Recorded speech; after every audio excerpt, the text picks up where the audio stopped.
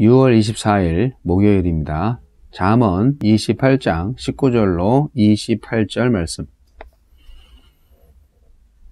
자기의 토지를 경작하는 자는 먹을 것이 많으려니와 방탕을 따르는 자는 궁핍함이 많으니라.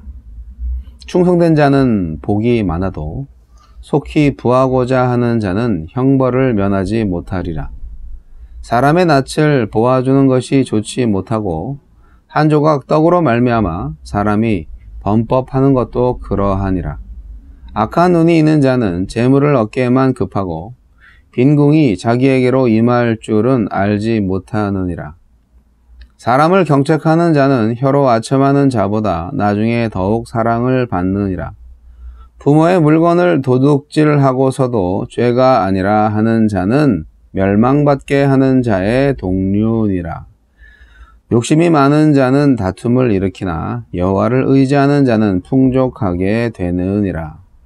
자기의 마음을 믿는 자는 미련한 자요 지혜롭게 행하는 자는 구원을 얻을 자니라. 가난한 자를 구제하는 자는 궁핍하지 아니하려니와 못본 채 하는 자에게 저주가 크리라. 악인이 일어나면 사람이 숨고 그가 멸망하면 의인이 많아지느니라. 진정한 부. 오늘 본문은 주로 어떻게 하면 탐심을 억제하고 하나님께 복을 받는 진정한 부자가 될 수 있는지를 교훈하고 있습니다. 우리에게 주시는 교훈은 무엇입니까? 일한 만큼 소득을 바라며 규모 있게 소유를 관리하고 사용합시다. 예기치 않은 어려움이 따르겠지만 성실한 삶이 재앙으로 끝나는 일은 드물 것입니다.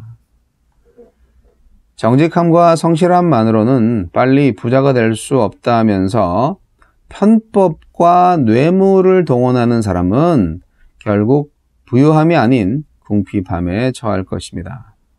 자기 재물만 쳐다보느라 이웃의 결핍을 돌아보는데 인색한 사람도 결국 빈궁해질 것입니다. 재물에 대한 태도를 보면 하나님 나라의 참된 가치를 잘 감당할 수 있는지 알 수 있습니다. 예의상 듣기 좋은 말을 해주는 것보다 현실을 직시하게 하는 정직한 평가와 비판이 나을 때가 있습니다. 당장은 질책에 담긴 진심이 전해지지 못하고 관계가 불편해질 수 있지만 결국 나중에 더 큰 사랑과 감사가 회복되어 돌아올 것입니다. 무엇보다 불의한 일을 볼 때 침묵으로 동조하지 말고 시기와 방법을 신중히 고려하여 지적하는 것이 진정으로 그 영혼을 사랑하는 태도입니다.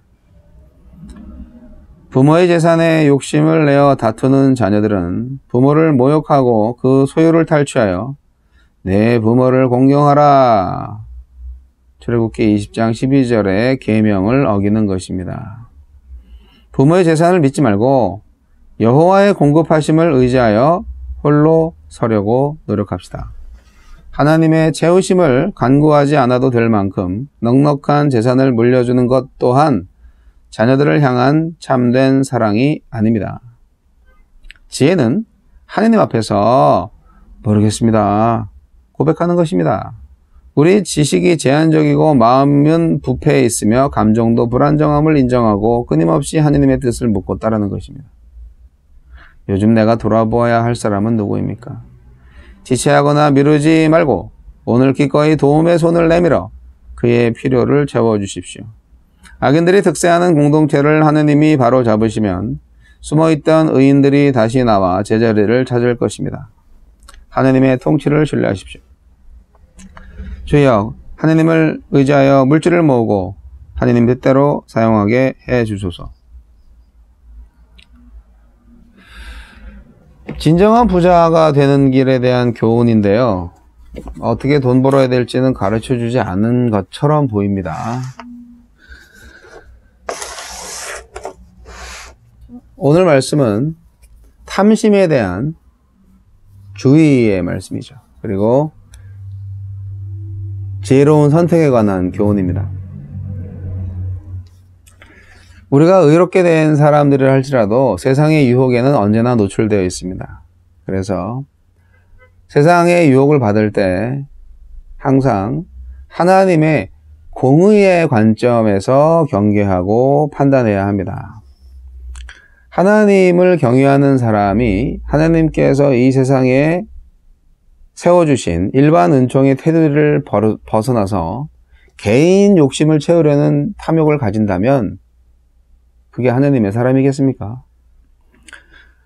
우리는 오직 하나님의 지혜를 통해서 자신의 삶을 영해 나가야 한다고 생각을 합니다. 우리가 탐심이냐 아니면 거룩한 욕심이냐? 아니, 욕심에 거룩한 게 어디 있어요? 우리는 하나님을 전적으로 의지하고 경외할 때 지혜를 얻게 됩니다. 그러면 그 지혜는 하나님의 공의의 관점에서 재물을 바라보게 합니다. 그렇기 때문에 의인과 악인의 재물에 대한 태도를 통해서 의인과 악인의 생활 태도를 통해서 우리가 진정 제대로 가고 있는지, 유혹에 빠져서 악인의 대열에 합류하고 있지는 않은지 살펴볼 필요가 있죠. 하나님을 경외하는 자가 아니면 탐심을 쫓는 자라고 볼 수가 있습니다. 의인과 악인의 차이는 극명합니다. 의인은 19절에 자신의 토지를 경작합니다. 악인은 방탕을 쫓습니다. 의인은 충성되이 일합니다. 20절. 악인은 속히 부자가 되려고 합니다. 의인은 타인을 경고하고 책망하는 일을 합니다. 악인은 타인에게 아첨합니다. 23절 말씀이죠.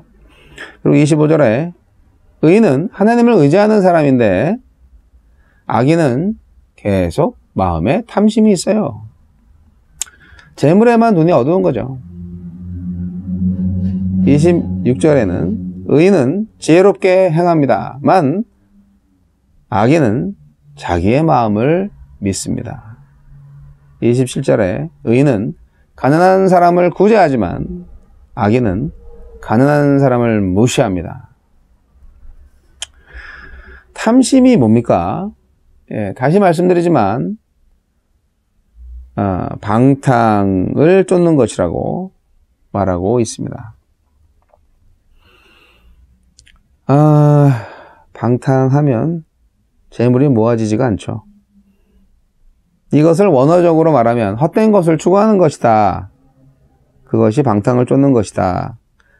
그렇게 말할 수 있는데 이 말은 정상적인 노력의 대가를 바라지 않고 불의한 방법으로 급속하게 부를 추구하는 태도를 가리킵니다. 이런 상황에 빠지게 되면 모든 상황 속에서 자연스럽게 죄를 지을 수밖에 없는 거죠. 급속하게 돈을 추구하는 삶이 뭘까요? 이득을 많이 남기는 거죠. 아주 물건값을 최고로 매겨서 마진율을 높이는 거죠. 강매를 하는 거죠. 더 심한 경우는 은행 강도도 있을 수 있겠죠. 여하튼 빨리 돈 벌려고 애쓰다 보면 죄를 짓게 마련입니다. 빠른 게 나쁜 건 아닌데 정상 이상으로 빠른 거는 좀 안 좋죠.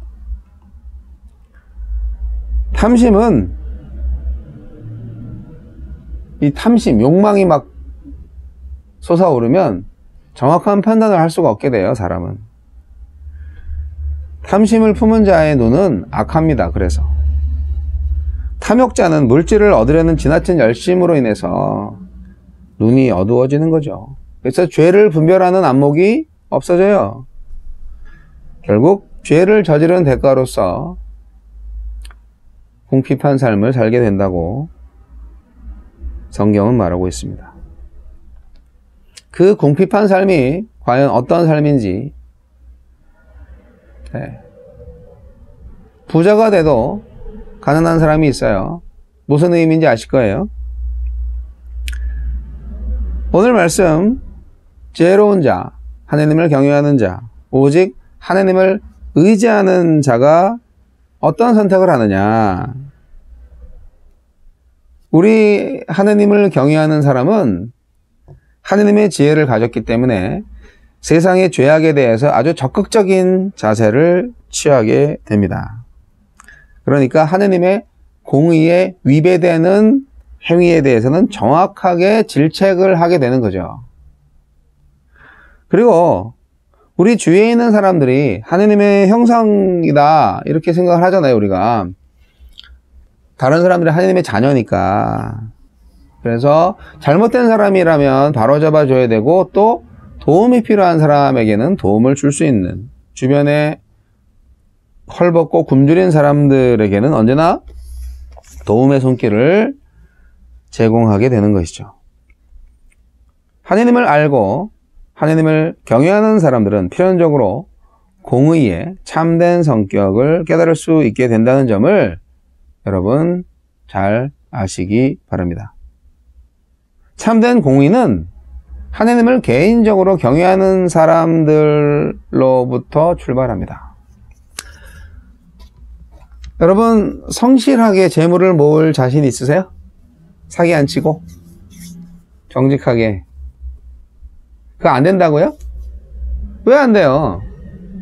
해보셨어요? 해보더니 안 되더라고. 정직하게 해갖고 돈을 벌 수가 없어. 이 세상이.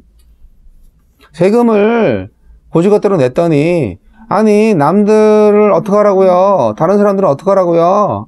이렇게 세금을 잘 내시면 이쪽 업계에 있는 사람들 다 망해요. 적당히 내세요. 이렇게 세무서 직원이 말한다고 하면 황당하겠죠? 그만큼 세상이 많이 삐뚤어져 있어요. 부정과 부패가 만연하죠. 그런데요, 이게 한 20년 전까지는 그랬어요. 대한민국이 그랬어요. 미국도 탈세 범죄가 아주 심각하죠. 여러분, 부자들의 속마음을 어떻게 알겠어요? 정직하게 돈 벌 수 있어요. 그리고 그렇게 해야 돼요. 하나님 앞에서 말이죠. 하나님 앞에서 정직하게 하셔야 된다는 것이죠.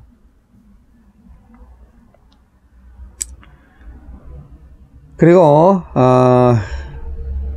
참 또 얘기 나오는데, 우리가 진실한 언어를 사용한다는 것은 타인에게 책망을 주면서 상처를 줄 수가 있어요.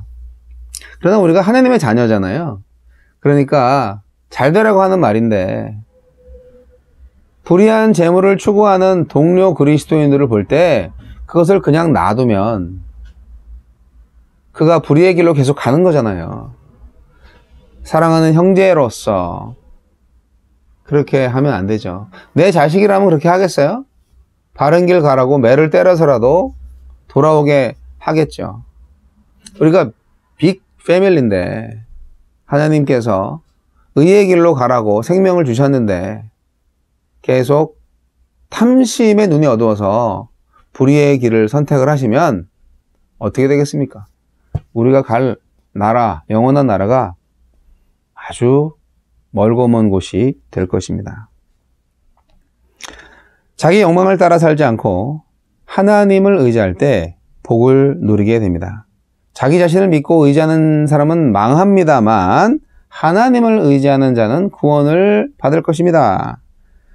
가난한 사람을 구제하기 위해서 재물을 사용하는 사람은 굶주리는 법이 없어요. 그러나 인색한 사람은 하나님께서 저주를 내리실 겁니다. 어떠한 상황에서든지 재물보다 중요하게 생각해야 할 것이 바로 생명입니다. 재물을 위해서 생명을 하찮게 여기는 시대에 정말 귀담아 들어야 할 교훈이 오늘의 말씀이 아닐까 싶습니다. 최근에 한국의 대표적인 물류센터, 인터넷 판매로 엄청난 성공을 거둔 회사가 있죠. 무슨 회사인데, 미국의 주식에 상장을 해서 그 회사 가치가 뭐 100조 원이다 뭐 이런 평가까지 받았던 급성장한 회사인데, 1년에 9명이나 그 택배 직원이 과로사를 하고, 최근에 물류센터에 불이 났어요. 제가 여기 거주하고 있는 이천의 물류센터인데 불이 났는데, 불 끄러 갔던 소방대장이 죽었어요. 참. 그 로켓 배송 같은 거 있어요. 오늘 저녁 때 주문하면 내일 아침에 배달되는 거, 그런 것도 있어요. 뭐 와우 배송 이런 것도 있는데, 너무 노동자들을 혹사시키는 것 같아요. 네. 한국의 빨리빨리 문화가 그것을 뭐 가능케 한다는 말도 있지만, 조금만 천천히 갔으면 좋겠고, 조금만 서로가 살면서 살았으면 좋겠다는 생각이 드는데요. 하나님이 기뻐하지 않으실 것 같아요. 적당히 해야죠. 돈의 욕심을 내려놓고 하나님의 비전의 욕심을 가져주세요. 그래서 하나님의 뜻대로 재물을 모아서 하나님의 뜻대로 재물을 사용하시는, 하나님을 경외하는 자, 진정한 부자가 되시기를 바랍니다.